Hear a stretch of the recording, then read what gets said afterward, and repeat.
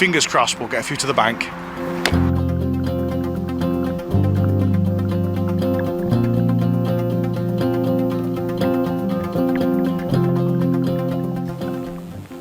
So in my opinion, big canal perch are probably some of the hardest predatory fish to try and tempt in the UK. They're in still water, which means they don't have to feed all the time like river perch do.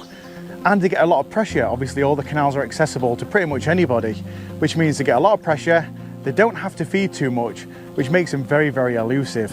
And hopefully today I'm going to go through a few hints and tips I like to use, especially post-spawn like it is now, to try and tempt some of those bigger fish, some of those 2 pound plus fish, and try and get some on the bank.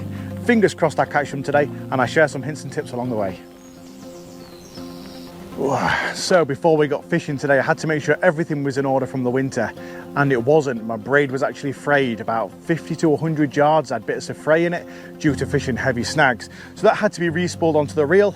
So I've got brand spanking new 12 pound sick braid loaded on there. It's the same type of braid I actually use for my heavy lure fishing. It's fantastic stuff. And I've actually got with me a brand new rod today to go with that. Fingers crossed I'll get a look at the new rod today, and it's the SG4 light game rod, 3 to 14 gram. So it's absolutely perfect for throwing small hard baits and the sort of larger soft plastic baits we're going to be fishing today. Just like this one here. This is the Fat T-tail minnow in a 7.5 centimetre. It's a slightly larger bait than I would probably use in wintertime on the canal.